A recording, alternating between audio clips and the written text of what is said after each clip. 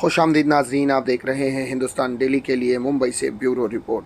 नाज़रीन, मुंबई पुलिस ने पहली बार महादेव बेटिंग ऐप के प्रमोटर सौरभ चंद्रकर समेत 32 लोगों के खिलाफ मामला दर्ज किया है। मुंबई पुलिस ने जुआ और धोखाधड़ी की धारा के तहत मामला दर्ज किया है। यह मामला महादेव ऐप के बजाय खिलाड़ी ऐप के खिलाफ दर्ज हुआ है।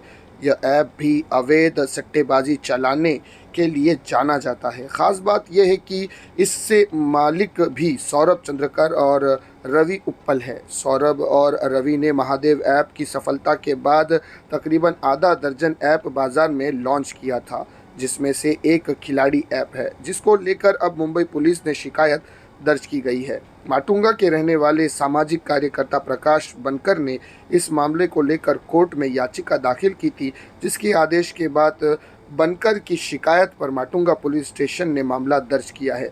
पुलिस शिकायत के अनुसार ऐप के प्रमोटर और अन्य आरोपियों ने विभिन्न सोशल मीडिया प्लेटफॉर्म पर विज्ञापन प्रसारित किए और लोगों को क्रिकेट, फुटबॉल, टेनिस, कैसीनो, तीन पत्ती आदि जैसे विभिन्न खेलों पर दांव लगाने के लिए प्रत्याशित किया था। उन्होंने भारत और विदेश में होटल, संपत्तियां और अन्य व्यवसायों में भी भारी पैसा निवेश किया है।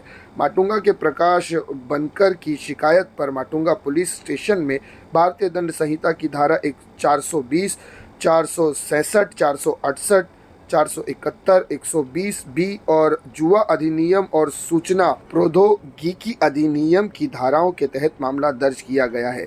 पुलिस ने मामले में साइबर आतंकवाद से जुड़ी धाराएं भी लगाई है। मामले की जांच पुलिस के आंतरिक अपराध शाखा के स्थानांतरित किए जाने की संभावना है। आरोपी ने खिलाड़ी सट्टेबाजी ऐप का उपयोग करके सरकार और कई अन्य लोगों को 15,000 करोड़ रुपए का चूना लगाया है।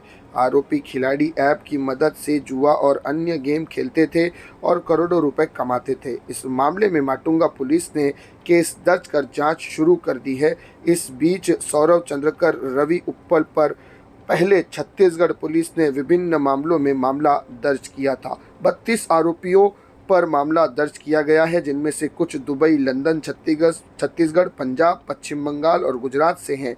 उन पर भी आईपीसी की धारा 420, 465, 466, 468 और 120 बी के अलावा महाराष्ट्र जुआ रोकथाम अधिनियम की धारा 12A और सूचना प्रौद्योगिकी अधिनियम की धारा 66C और 66F के तहत मामला दर्ज किया गया है।